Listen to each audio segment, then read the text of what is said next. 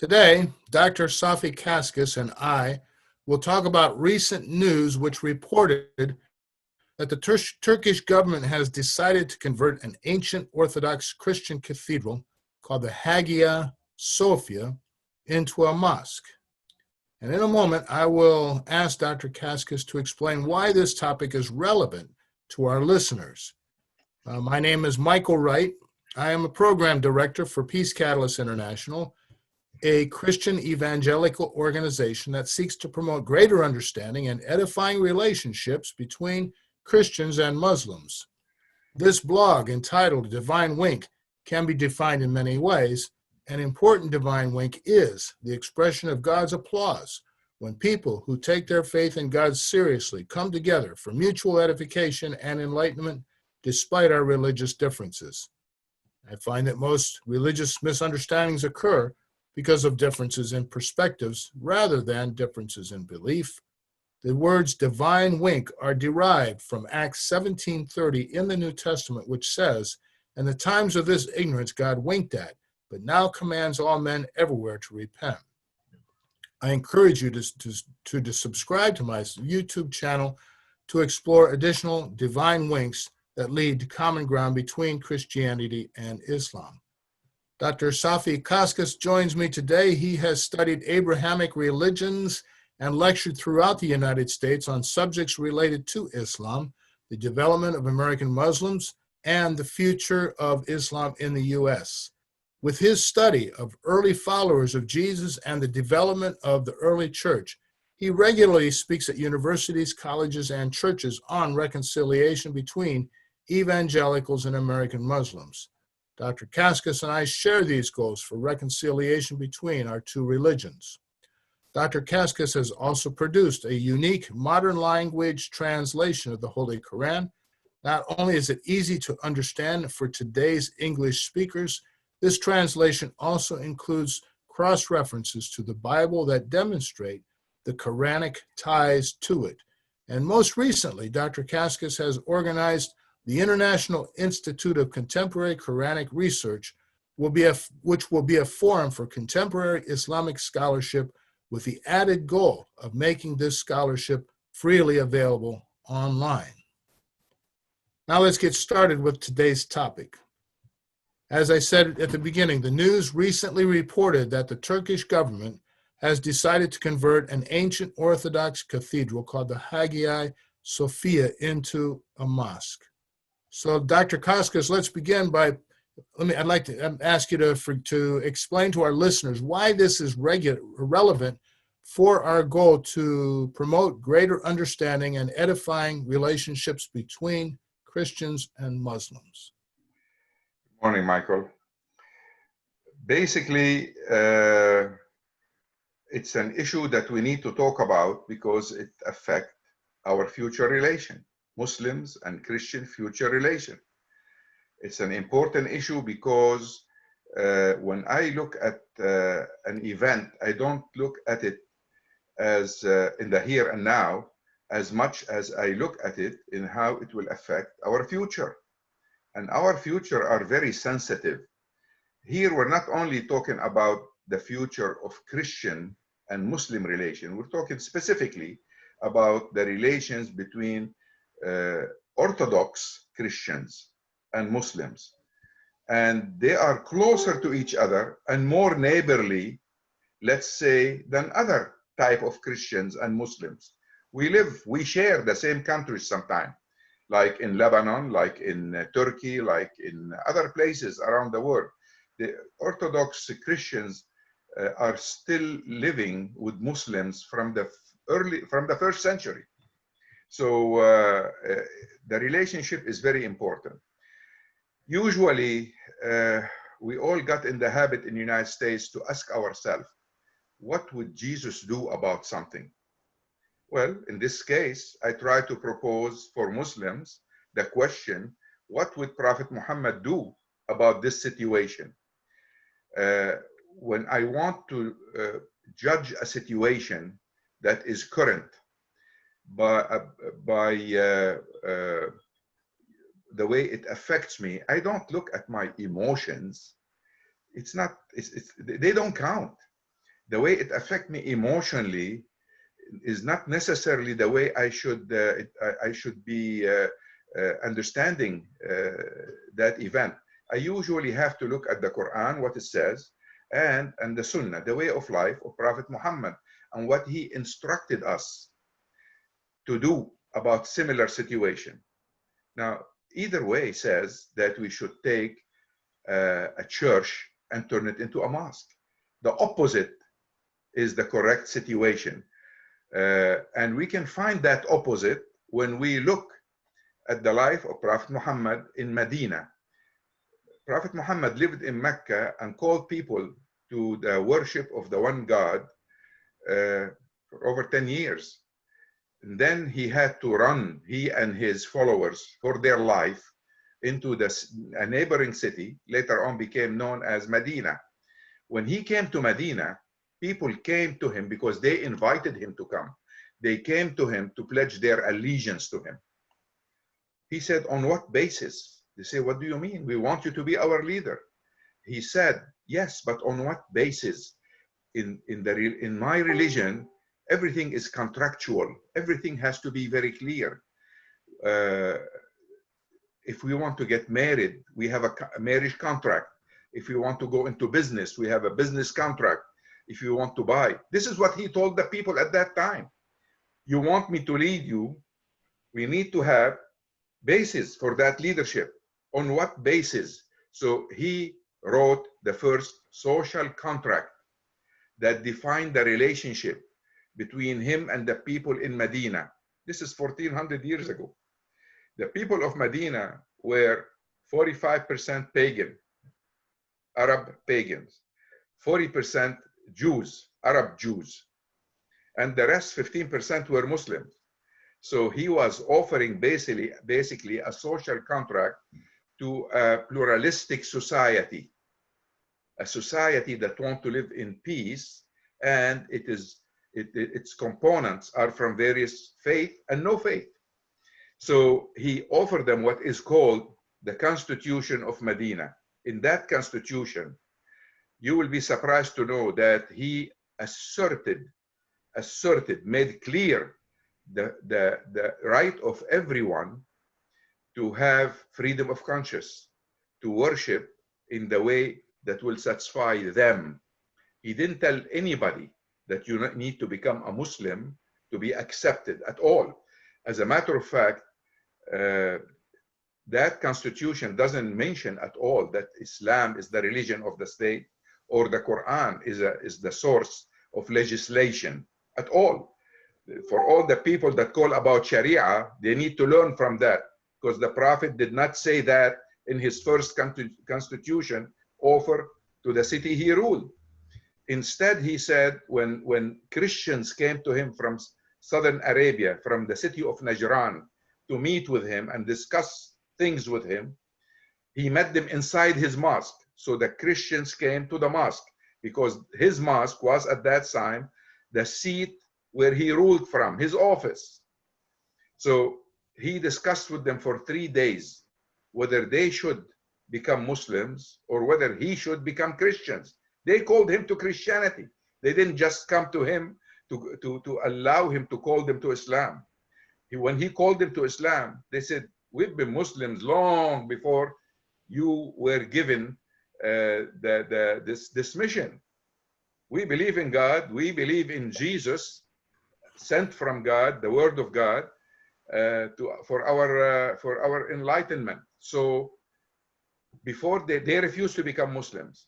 Yet, before they leave, Prophet Muhammad gave them a covenant, a document that guaranteed them their rights, the rights to worship freely, forbidden any Muslims to destroy any of their churches, to take away even a brick from a church, restore churches that are under Muslim sovereignty, restore churches. This behavior tells me that he didn't want Christians to become Muslims.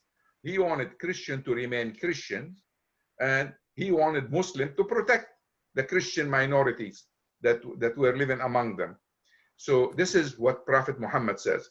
If you want to know what the Quran says, I will read for you. I have those verses ready for us to recall. It starts with the character of Prophet Muhammad. Allah tells him in the Quran that we have only sent you prophet as a mercy to the words. In Arabic, للعالمين, رحمة للعالمين, mercy to the words. In a different verse, he tells him, and you are a man of great moral character. Moral character doesn't say take churches from Christian and turn them into mosques. It says be kind to your neighbors if they're Christians. The Quran teaches that there is no compulsion in religion. It says in Surah 2, verse 256, there is no compulsion in religion. The difference between guidance and error has been made clear. Whoever rejects false gods and believes in God has grasped firm, unshakable support. God hears all and knows all. Surah 2, verse 256. In another verse, it says, had your Lord willed, all the people on earth would have believed, all of them entirely. It is then up to you, Prophet. Is it then up to you, Prophet, to compel people to believe? This is in Surah 10, verse 99. It's even discouraging the Prophet from trying to convert people from idol worshipping into Islam. God is telling the Prophet, your job is to just deliver the message and let people think about it. And those who want to be guided, I will guide them. God will guide them. Don't feel upset if they don't listen to you. Don't feel angry if they don't accept the religion I sent you with. It's up to us to guide them. It's up to you to deliver properly the message. So God is telling Prophet Muhammad, he meant for pluralism to exist. In another verse here, he says, had your Lord willed, he could have made all of the human being one single community, but he willed it otherwise. Hence, they'll continue to have divergent views, all of them except those on whom your Lord bestowed his grace. To this end, he has created them. In other words, God is telling Prophet Muhammad that he created us in order to struggle with our differences, to struggle with our diversity, to struggle to show our best character. Are we coming to him with humility, with humbleness, or are we trying to talk to others with arrogance, with ego motivated to show that our religion is better than other religions, that we are chosen people? God doesn't want that. He wants us to come to him willingly and with humility. So all of this, either whatever the Prophet has done, or what the Quran teaches, or what his second Khalif has done, Khalif Omar, when Jerusalem, when the Byzantine were kicked out of Jerusalem and the Muslim took over, Jerusalem actually did not fight. Jerusalem decided to surrender to the Muslims because they were not happy with the Byzantines, although the Byzantines were Christians at that time. Yet the people of the Levant, of the Middle East, almost surrendered to the Muslims because they're all Arabs. So basically, the patriarch of the largest church in Jerusalem wanted to deliver the keys to Omar himself, and Omar came and was invited to pray inside the church. He said, no, if I pray inside the church, my followers might turn it into a mosque. He prayed outside the church, and sure enough, his followers built a mosque outside the church. So I'm very happy to state that all these modes of behavior discourage Muslims from turning churches into mosques. And strategically, I think the move, I'm talking politics now, strategically, it's the wrong move, because it is turning friendly Orthodox Christians into potential enemies. And why should we antagonize our Orthodox neighbors? at a time when we mostly need friends in the Middle East. So it's the wrong move all the way around. So now it's my understanding that this cathedral in recent times has not functioned as a church. Instead, it has been a museum. And I've seen some documentaries about the museum. It seems like it's a very fascinating museum. So what would be a better course of action given that the church has existed as a museum? Well, the church actually was a church, was built to be a cathedral. It was built to be a cathedral to celebrate the greatness of the Byzantine Empire. That same cathedral was sacked by the Crusaders, Catholics, who came from the rest of Europe on their way to the Middle East to liberate Jerusalem from Muslims. But before they get to Jerusalem, they robbed everything in Constantinople. They ruined Constantinople. They took slaves from their Orthodox brothers, and they robbed everything in the church. So when the Muslims came, at least they show respect to the church and turned it into a mosque. This is when they first conquered Constantinople. That doesn't, see, my point, it doesn't matter historically what happened. In today's world, we have a different context. In today's world, Muslims need to decide who are they, what image they want to project to the rest of the world about who they are for the next 100 years. Islamophobes and the neocon in the last 20 years try to give Islam and Muslim a bad name. They call them terrorists. They call Islam a religion of terrorism.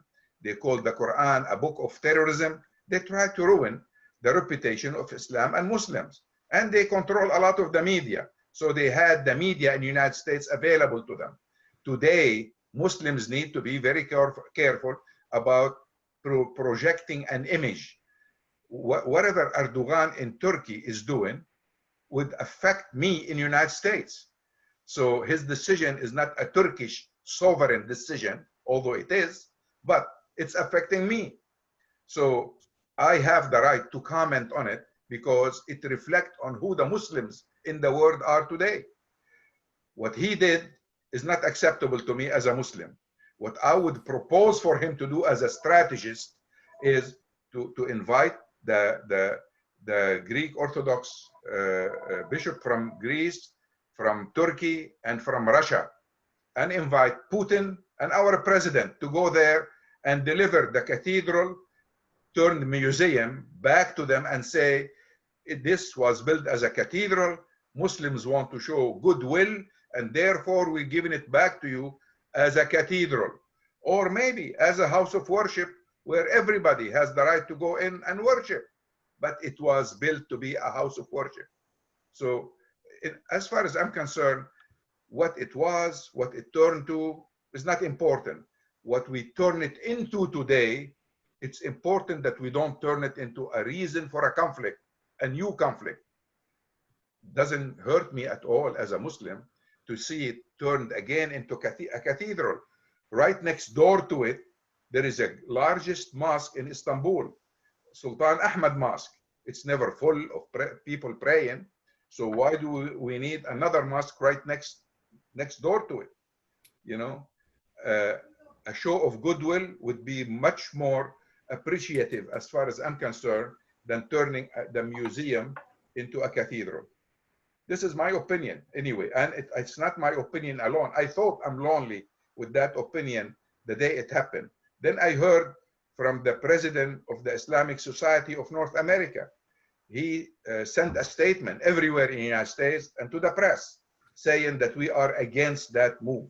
So Muslims in the United States, represented by their legitimate organizations, especially ISNA, Islamic Society of North America, the largest of Islamic organization, objected to the move.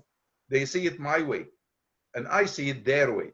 You know, this move will not produce goodwill at all. So if I've seen some suggestions, as you just alluded to, of making it a more of kind of like a generic place, house of prayer. Is that a feasible thing to do? And what might such a temple be called for that? Michael, it's not feasible anymore. This is too late for this. Erdogan could have done anything he wants, because, to tell you the truth, I have document to show that Sultan Ahmed paid the Orthodox Church for the place and bought it personally from his own money. But he did it after he conquered the place, not before. So it was sold under duress, as far as I'm concerned. But he didn't have to pay any money for it. He had conquered it, but he chose, as a show of goodwill, to pay for it. We have the deed to show that he owns it personally, and he turned it into a trust. But this is beside the point. This is historical. Today, the context is different. Today, President Erdogan turned it into a mosque. End of the story. But I would have suggested that he would have turned it into a cathedral. And if we really are building bridges, and if the Orthodox Church want to follow Jesus' footsteps, after he would have given it to them, they would have invited Muslims to pray there too. Now, can you imagine this scenario? Turkey giving it back to the church, and church is inviting Muslims to pray there? That would have been the best possible scenario, as far as I'm concerned, in order to build reconciliation, build bridges, teach people how to live with their neighbors with love rather than with envy and hatred. You know, it's too late for that. So we have looked at the ramifications for both Christians and Muslims. What are some of the ramifications associated with Israel, for example? Well, Israel can use what happened in Istanbul today as an excuse, a precedent, to turn Al-Aqsa Mosque into the Temple of Solomon, the third temple, to build the temple there. You know, who's going to stop them? We given them the excuse to get away with it, and we shouldn't have done that. Mm-hmm. So it sounds to me like we're basically behind the eight ball. We're criticizing something we're criticizing something that has happened, but it's unlikely that it's going to change. Exactly, unless when a new president of Turkey take over, decide to change it. Yeah. See, the problem here, we're not talking about permanency. We're talking about people whims. We saw millions of Muslims jumping up and down in joy because the museum that we already own, the building we already own, was turned into a mosque. What great achievement is this? There is no great achievement in this at all. If President Erdogan wants me to be happy, and I don't think he cares about me, but if he wants me as a common Muslim want to be happy, he will announce something strategic, like a common market among the Turkic state, where his grandfather came from the middle of Asia, Uzbekistan, Turkmenistan, Azerbaijan, and Turkey. I mean, look, we have Europe as an example with their common market. He wanted Turkey to join Europe. That the European rejected him because he has a country with Muslim majority, because of history, a bloody history where the Ottoman always blooded the nose of Europe. Well, this is history. We have a new context today. Europe rejected him. They should have accepted him. Okay. Now he needs to build his own common market. He talked about it, but nothing happened. And the greatest achievement I saw so far is in turning a building that Turkey owned into a mosque. This is not an achievement as far as I'm concerned. This is probably a liability. You know, the consequences are not good as far as my calculations are concerned. Strategic calculation, political and economic calculations. President Erdogan still have the opportunity. By the way, The West never left President Erdogan alone one day. They've been plotting against him from the day he took over. They hate to see a successful Muslim leader working for the best interest of his own people and not for the West. They would love Muslim leaders to be agents to the West. They don't want Muslim leaders to be independent and working for the best interest of Muslims who lives under them, who elected them. By the way, he's elected. Let's remind everybody that he is one of the few Muslim leaders that were elected democratically, okay, in a country that celebrates separation of church and state, you know. So look, the whole world been against him. So if he's looking for popularity, I don't blame him politically, but that move involved all Muslims, not just Turkish Muslims. So I guess our efforts for me as a program director with Peace Catalyst and you for your activities that we've kind of been working mutually to establish better understanding and build bridges, edifying relationships between Christians and Muslims. Yes. This issue is somewhat of a setback for us. Indeed, it is. It could have been a fantastic event that will give us tremendous power to move forward with the reconciliation. But it didn't happen. It just didn't happen. Instead, we have a setback. Mm-hmm. Well, nevertheless, I see there's also a number of things that are going on that are encouraging with respect to our efforts, and we can certainly put our hands in God's our situation in God's hands and seek His guidance and move forward accordingly.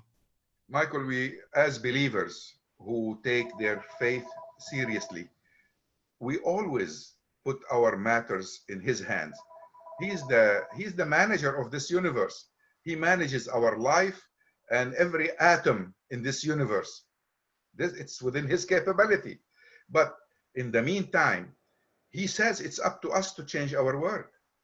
You know, Sure. I mean, what the problem is, you and I can only do it in a limited capacity. We're limited to what you and I can do, the people we can influence. This video is to try to bring reconciliation among people and to explain issues to them. You know, those Muslims that were jumping up and down in joy, they were not doing it because they're following the example of Prophet Muhammad, who teaches reconciliation and love. That's my understanding. I dedicated my life to learn his teachings, and this is what I found out. I found out that the Qur'an is teaching to honor the neighbor, to honor the beliefs of the people of the book, which is a term of endearment describing Christians and Jews. We're not doing that. Celebrating turning a church into a mosque is an act of tremendous act of arrogance. And God hates arrogance. In the Quran, God kicked Satan out of heaven because he showed arrogance when God asked him to bow to Adam. And he refused. He said, I'm better than him. Better than him is arrogance. Better than him because you created me from fire, you created him from dirt. You know, God knows what He's doing, but He wants us to also know what our role is and go ahead and do it. Contribute to bringing peace to this world. We may be successful, we may not be successful, but at least we need to continuously try.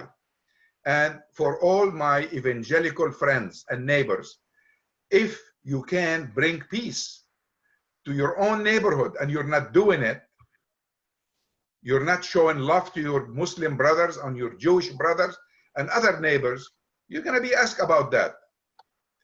We need to work together. We need to put our hands together to establish peace in our neighborhoods. And the best way I know how to do it is to do what Jesus would do, is to do what the Quran would ask you to do. Love your neighbor. Because you love God, you have to love your neighbor. This is my message to the world, actually. Well, let me see if I can bring this to a conclusion by saying that, there's a Christian song that, and the beginning words are, little is much when God is in it. And I think that should be our source of encouragement. And, there's a verse in the New Testament that says, if God is for us, who can be against us? Yes. And let me say, with God, nothing is impossible. Everything is possible with God. So we're always hoping. We're full of hope and we're full of faith. And we know with those efforts, if God like what we're doing, they will spread. We'll have more people coming on board saying, how can we help to build peace in our neighborhoods? I'm not asking you to go to Turkey to build peace over there. I'm asking you to build peace in your neighborhood with your next door neighbors. So let's all hope for the best. Amen. Amen. Thank you. So thank you, Dr. Cascas, for joining with me today. To you who have listened to our conversation, I encourage you to visit www.cascas.com. That is Dr. Cascas's website, and the name is very easy to spell. It is simply Kaskas. Among other good things, the website will show you how to acquire a copy of Dr. Cascas's translation of the Qur'an into contemporary English. I also encourage you to read my novel, A Divine Wink, When Love and Religion Become Rivals. In the novel, Adila, a devout Muslim woman, falls in love with Martin, a devout Christian man, and their love struggles to survive opposition from their families and their separate, unsympathetic religions. I think you'll be pleased to learn how Martin and Adila deal with this opposition, and more importantly, how they come to discover the extraordinary common truths between Islam and Christianity that make their relationship both edifying and possible. Please go to www.adivinewink.com to make this novel a part of your life. While there, you will also find a link to Peace Catalyst International, which will give you an opportunity to financially support our important work. And I ask you to please help us, and I thank you.